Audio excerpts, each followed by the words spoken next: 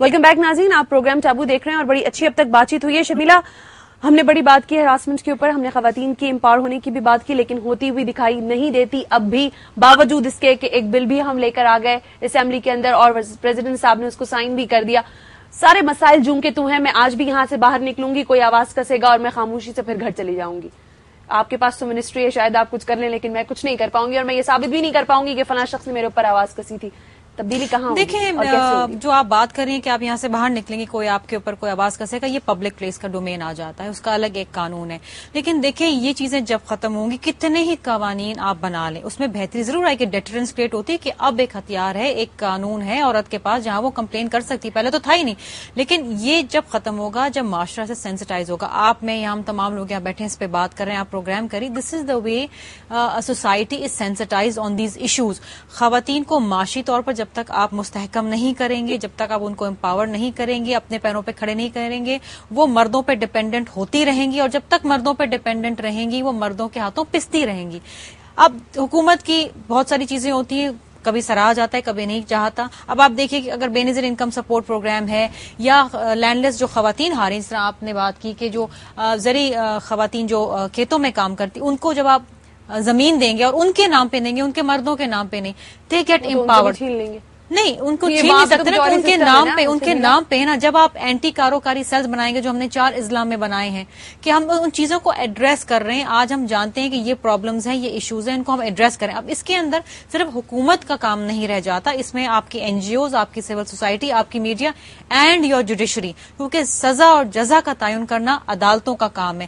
کسی بچی کا ریپ ہو جاتا ہے، گرفتاری ہوتی ہے، مقدمہ عدالت میں جاتا ہے، سزا آتی ہے. بیبی ثنا کے کیس میں یہ ہوا، ہائی کورٹ نے اس ملزم کو، مجرم کو بری کر دیا. تو جب تک یہ چیزیں ہوتی رہیں گی، یہ واقعات ہوتے رہیں گے. اور پھر اصلاح اپنے گھر سے شروع کرنی ہے. آپ نے اپنا مائنڈ، جو مائنڈ سیٹ ہے، چینج آپ نے کرنا ہے اپنے گھر سے. بالکل ٹھیک ہے. شریم صاحبہ کیا کہیں گی؟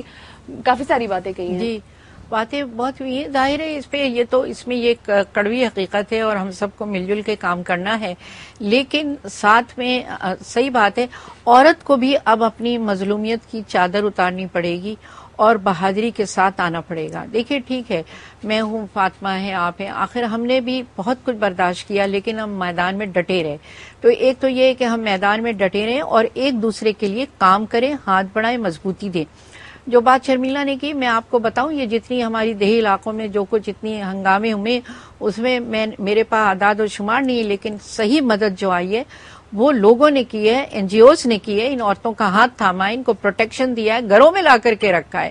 دارالامان کو ہم نے بہتر کیا ہے، وومن سینٹرز ہم نے بنوائے ہیں پریشر ڈال کے گورنمنٹ کے اوپر. تو یہ تمام ادارے صرف اس لیے بنے ہیں کہ ان عورتوں کو تحفظ ہم مہیا کر سکیں. ٹھیک ہے، اور انشاءاللہ یہ مشن آگے بڑھے گا، بڑھنا چاہیے. Thank you very much. Shamim صاحب، ڈاکٹر صاحب آپ کیا کامنٹ؟ میں بالکل یہی کہوں گی کہ ہمیں اپنے، اگر ہم مضبوط ہو جائیں گے تو کوئی کچھ نہیں کر سکتا. ایک وقت تھا کہ میں جب پیدل چلتی تھی تو کوئی ہاتھ مار کے چلا جاتا، کوئی جملے کستا ہوا چلا جاتا موٹر سائیکل پہ. میں نے پتھر لے کے چلنا شروع کیا. آج تک اگر میں پیدل چل رہی ہوتی تو میرے ہاتھ میں ایک پتھر ہوتا ہے کہ میں کسی نے اگر مجھے ہاتھ مارا تو میں کھینچ کے پتھر ماروں گی. اتنی جرات تو عورت میں ہونی چاہیے. بالکل ٹھیک ہے، کیونکہ کوئی اور آ کے ہمارا تحفظ کرے گا تو وہ ہم سے فائدہ بھی اٹھائے گا. بالکل ٹھیک ہے. اسی طرح میں آفس میں لڑکیوں سے کہتی ہوں کہ اگر تمہیں کسی سے شکایت ہے تو ہائے بھیا اور ہائے بیٹا کہتے ہوئے مت جاؤ، خود اس کو ریزالو کرو. اگر نہیں تو تمہارے دفتر میں کوئی عورت مضبوط بیٹھی ہوگی، بالکل، جس سے تم ڈائریکٹ جا کے آپ اپنی بات بتا سکتے ہیں. مفتی صاحب، آخری کامنٹ آپ سے لینا چاہ رہی ہوں، لیکن مجھے صرف یہ بتائیے گا کہ جو عورتیں کماتی ہیں ان کی کمائی پر ایک مرد کا کتنا حق ہے؟ تھوڑا کلیئر کر دیں اور پھر اپنا آخری کامنٹ بھی دے دیں ساتھ ساتھ. دیکھیں، عورت جو کچھ کماتی ہے اس میں مرد کا جو ہے شرعن کوئی حق نہیں ہے. ٹھیک ہے، قانون میں بھی کوئی حق نہیں ہے اس کا.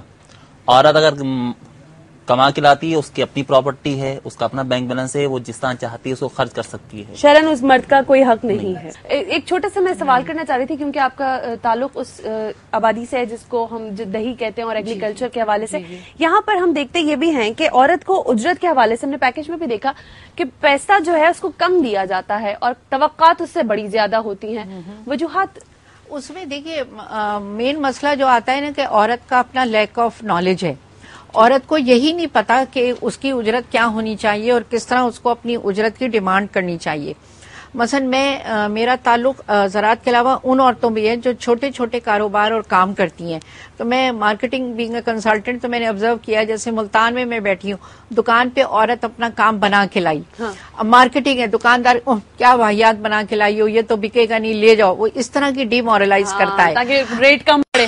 اب اس عورت میں اتنی نیگوسیشن اسکلز نہیں ہوتی, وہ مجبور ہوتی ہے, وہ کہتی ہے کہ آج میں اگر 100 روپے لے کے نہیں جاؤں گی تو میرے گھر کا چولہا نہیں جلے گا, لہٰذا وہ کہتی ہے اچھا بھائی چلو 100 میں ہی لے لو, مگر یہ میرا مال رکھ لو اور میرا وہ کر دو. تو ایسے بہت ساری سچویشنز ہیں جہاں پہ عورت کو پتہ نہیں ہے. لیکن میں آپ کو, پاکستان ایک بہت اچھا ملک اس معاملے میں ہے کہ ہمیں اپنی اچھی باتوں کا بھی ذکر کرنا چاہیے. دیکھیے فوج میں ہائیسٹ لیول ہم نے عورت کے لیے کھول دیا ہے, ایئر فورس میں کھول دیا ہے, پولیس کھول دی ہے, کرکٹ میں ابھی بچیاں آئی ہیں, ہاکی میں بچیاں. آپ یہ بھی تو دیکھیے کہ ہماری عورت یہ بھی کر رہی ہے, میں تو کہہ رہی ہوں دیز آر اسپارکس, بالکل کر رہے ہیں ہم. یہ اسپارکس معاشرے میں بہت ضروری ہے سنا, یہ اسپارکس اور یہ چھیٹے نہ ہو تو رول ماڈل کہاں سے پیدا ہو. بالکل ٹھیک کہہ رہی ہوں. آپ تمام لوگوں کا بہت بہت شکریہ. شرمیلا فاروقی صاحب آپ کا بہت بہت شکریہ کہ آپ ہمارے ساتھ آئیں. شمیم صاحب آپ کا بھی بہت بہت شکریہ کہ آپ ہمارے ساتھ رہی اور بڑی اچھی گفتگو کی آپ نے. ڈاکٹر صاحب آپ کی آمد کا بھی شکریہ, دیر میں آئی تھوڑا سا آپ, لیکن ہمیں بڑا اچھا لگا, آپ نے بہت اچھی گفتگو کی. مفتی صاحب معذرت کے ساتھ کہ آپ سے تھوڑی سی بات چیت بگڑ گئی, لیکن بہت بہت شکریہ آپ کی بھی آمد کا.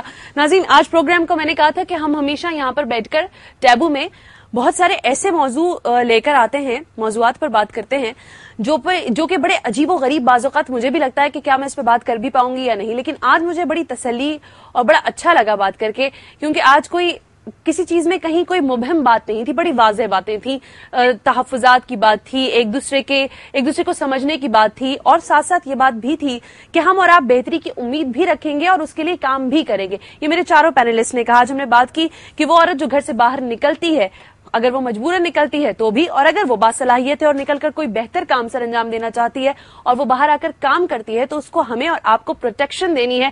اور اگر وہ مرد حضرات جو گھر میں بیٹھ کر یہ سوچتے ہیں کہ یہ عورت کہیں مجھ پر مسلط نہ ہو جائے اور اگر یہ حاکم بن بیٹھی تو مجھے محکوم بننا پڑے گا, اور یہ سوچ اس کو تباہی کی طرف لے جاتی ہے, تو اس سوچ کی تبدیلی کی بہت اشد ضرورت ہے. ہم نے بات کی کہ گھر سے تبدیلی لے کر آنی ہے, تو گھر میں بیٹھی جو مائیں بہنیں ہیں ان کو اپنے بھائیوں, اپنے باپ اور اپنے باقی رشتے دار مرد حضرات کو یہ بات سمجھانی پڑے گی کہ عورت یقینی طور پر ایک بہتر معاشرے کا فرد ہے, اور وہ آپ کو اور ہم سب کو لے کر آگے بڑھے. اگلے پروگرام تک کے لیے اپنی میزبان ثنا ہاشمی کو اجازت دیجیے, اس دعا کے ساتھ کہ جہاں رہیے خوش رہیے. اللہ حافظ.